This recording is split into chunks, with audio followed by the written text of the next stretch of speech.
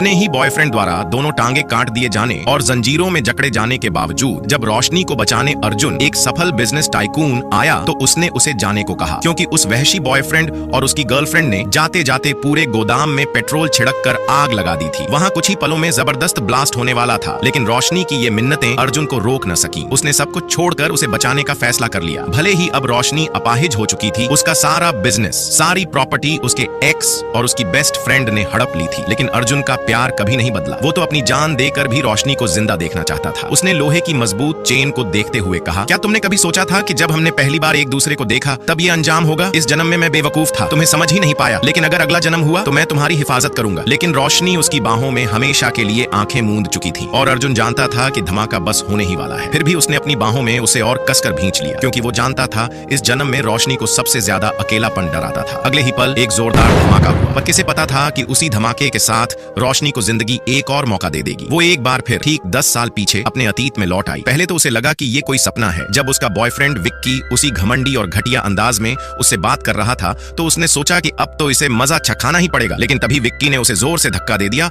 और रोशनी को एहसास हो गया ये सपना नहीं, वो सचमुच अतीत में लौट चुकी है। अब उसने अपने गुस्से को काबू में रखा और सोच लिया कि इस बार गेम उसकी शर्तों पर होगा। उसने ठान लिया कि अब विक्की की लाइफ बर्बाद किए बिना चैन नहीं लेगी। पहले की रोशनी हर बात में विक्की की हाँ में हाँ मिलाती थी। वो कहता था कि बिना मेकअप और चश्मे में अच्छी लगती हो तो वो सजती संवरती नहीं थी। यहाँ तक कि जब विक्की उसकी बेस्ट फ्रेंड के साथ फ्लर्ट करता तब भी वो कुछ नहीं कहती। उसने अपने मम्मी पापा की कंपनी भी विक्की को मैनेज करने दी और यहाँ तक कि उनका घर भी उस लड़के की माँ ने हड़प लिया था। खुद रोशनी एक नौकरानी बनकर उस घर में सबका ध्यान रख रही थी। कंपनी वाले भी उसे विक्की की कोई सस्ती गर्लफ्रेंड समझते थे जो किसी बड़े मैनेजर से चिपक कर आई थी। अब जब वो सब कुछ जानती थी तो उसने सबसे पहले खुद को बदलने का फैसला लिया। मेकअप किया, रेड ड्रेस पहनी और अपने पुराने रूप से बिल्कुल अलग अंदाज में सामने आई। विक्की ने चौंक कर कहा, तू इतनी तैयार होकर आई है, लगता है तूने मेरे लिए स्पेशल बर्थडे गिफ्ट प्लान किया है। लेकिन अब रोशनी सिर्फ बातों से जवाब नहीं दे रही थी। उसने सीधा कहा, ये गिफ्ट तुम्हारे उस झूठे प्यार के बदले है। अब मैं खुद को वापस लेने आई हूँ। विक्की और उसकी माँ ने झरुगला, तू तो बस हमारी नौकरानी थी, इतना अकड़ क्यों दिखा रही है? लेकिन रोशनी अब डरने वाली नहीं थी। जो कुछ भी मेरा था वो आज मैं वापस ले जाऊंगी और अगर तुम्हें लगता है मैं वही पुरानी रोशनी हूँ तो भूल जाओ। उसी बर्थडे पार्टी में सबके सामने उसने विक्की और उसकी माँ की पोल खोल दी। उनके झूठ, धोखेबाजी और लालच का पूरा सच सामने आ गया। अब तक जो लड़की सब कुछ सह रही थी वो अब अपनी पहचान के लिए लड़ रही थी और इस बार